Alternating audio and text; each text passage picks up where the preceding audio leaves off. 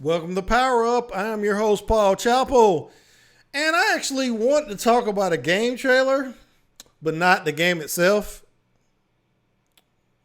Sounds kind of weird, doesn't it? Well, this is the reason.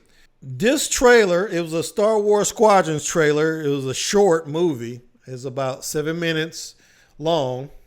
You probably watched it by now. This movie was excellent.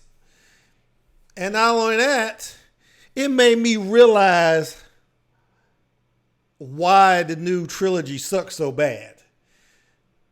So let me play a little bit of it. I don't know if I'm going to play all of it, but let's start it off a little bit.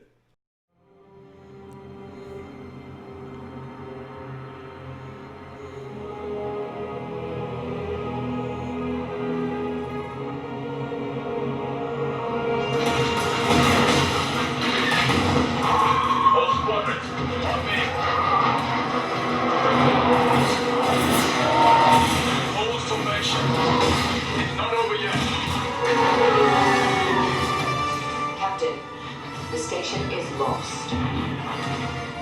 Call off the attack. Squadrons, disengage.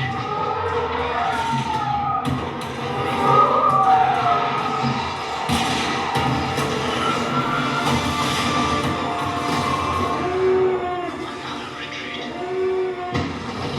All fighters, return to the overseer for instruction. Captain, come in. This is Titan 3. I'm pinned down. Come on, we still have time out. We're not handing the enemy one more destroyer, Captain. The overseer is leaving. I'm not going to make it.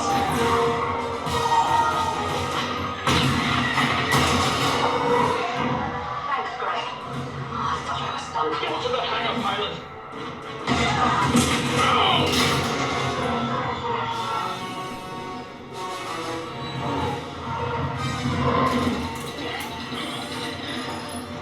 All stations, light speed on my mark.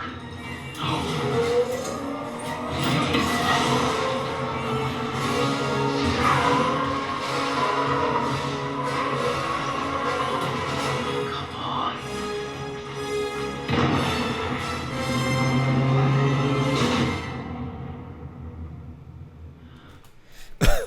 Okay, it feels almost criminal to stop this thing right here, but I gotta say, that opening, wow.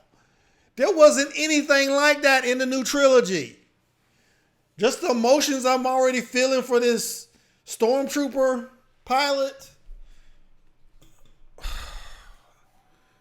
It just goes to show you J.J. Abrams is a hack, okay? Because as you will see later in this trailer or short, there's this something employed called tactics that we didn't see except for one movie out of the new trilogy, and that was The Last Jedi, the movie everybody hates, for God's sake. But they show tactics. If you don't remember what I'm talking about the pilot guy, Poe. He employs some tactics at the beginning of The Last Jedi that kind of gets him in trouble later with General Leia, all that. But this is better. This did everything better. And I will get some more into it after I play the rest of this. So let's go ahead. I may stop it again, but let me go ahead and just play a little bit more of it.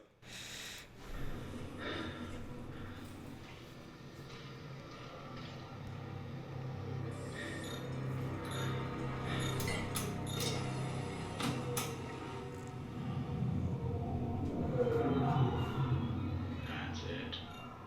On your way.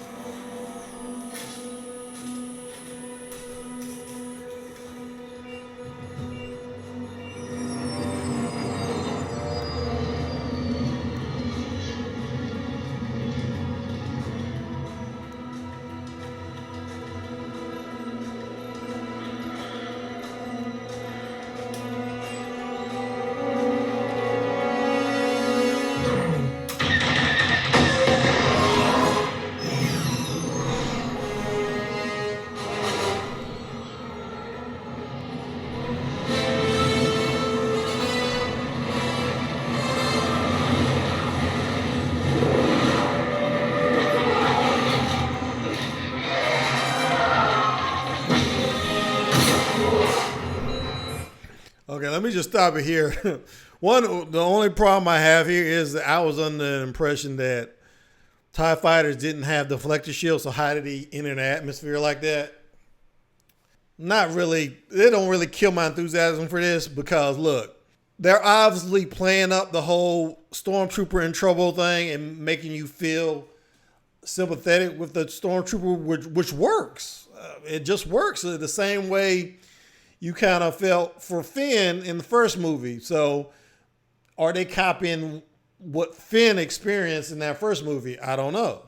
But they're certainly doing a better job. The way he plays dead, and you see the X-Wing slowly searching the debris. It's classic.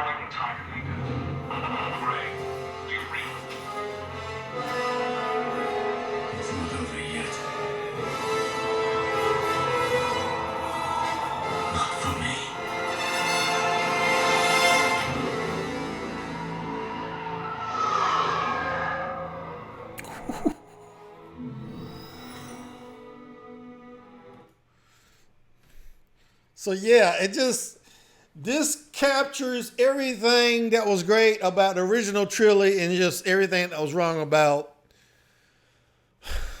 the latest trilogy. You got just regular people. You don't got overpowered characters like Rey. I have to say it. She was overpowered. She knew how to pilot a starship out of nowhere. I mean, it was such bad writing. Oh, so many. At least Luke in the original trilogy, he had trained on the ships at home. So he developed his skills as a Jedi gradually. No, Rey has everything she needs from the first freaking movie. And that's just boring. It's a lot more interesting if you have stakes in your story. You have somebody who's actually just a person doing their job sometimes, who doesn't have powers, who is just trying to survive, as opposed to somebody who has all their powers or are overpowered and for no reason. I mean, of course, we found out that she's the daughter of Palpatine, but I don't think that was J.J. Abrams' original intent at that time.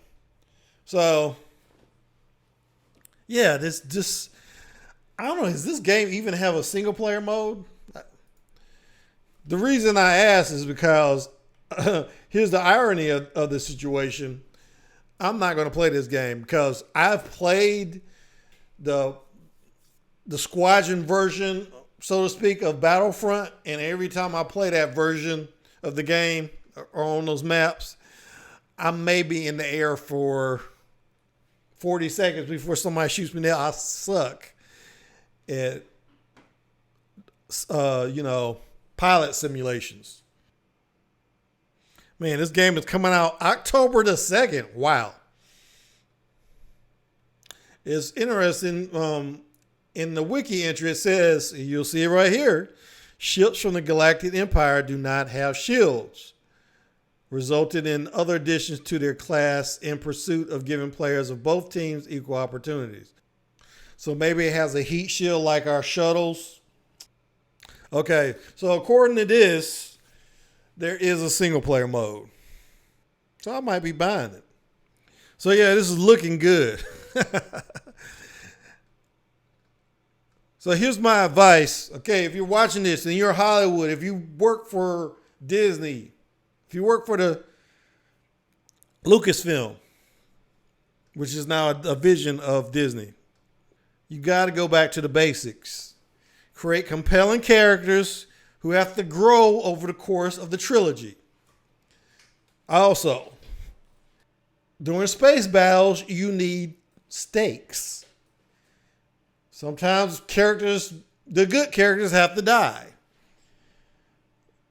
You might remember in the original Star Wars A New Hope, Luke's friends, they all die. And he's nearly killed by Darth Vader himself in the trench. You remember Biggs died and all those other pilots. But Biggs, especially because Biggs was actually from Tatooine like Luke. So that's my suggestion. You got to get it back to the base. You got to have stakes for the characters. You got to have gradual development, tactics during battles. The bad guy should win sometimes. That's what was so great about Empire Strikes Back. The bad guys won.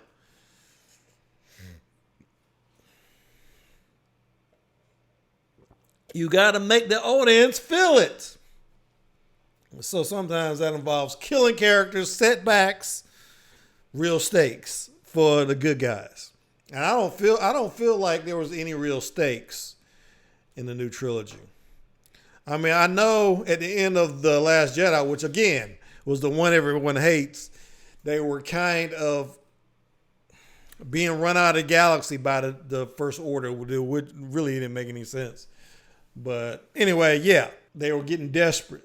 They did that whole Holdo maneuver, which was stupid because they could have remote triggered the ship to go to light speed. I mean, even NASA has that kind of technology. They can remote control satellites and rockets and all kind of things. So the Star Wars universe doesn't have that technology? What? Huh? Yeah, so yeah, that was a subplot in The Last Jedi. So I was praising The Last Jedi, now I'm kind of bad. It was a mixed bag with Last Jedi. There was a lot of good ideas, and it was a lot of terrible ideas and terrible characters all mixed into one sloppy sandwich. But it was the most interesting out of all those movies, I felt. I didn't like the first one, The Force Awakens. Did not like it. Like I said, I don't think I did a review of that, but I just think J.J. Abrams is a hack. But that's all I will say about that. This is looking good. And I might be buying it. I got to decide. The fact that it has a single player mode has got me more interested, definitely. But that's all I got for today. I'd like to thank my subscribers. Encourage you. Hit that subscribe button. Give me a like, dislike, or a comment. And if you're already a subscriber, hit that bell so you know when my next video drops. And I will see you when I see you. Thanks for watching.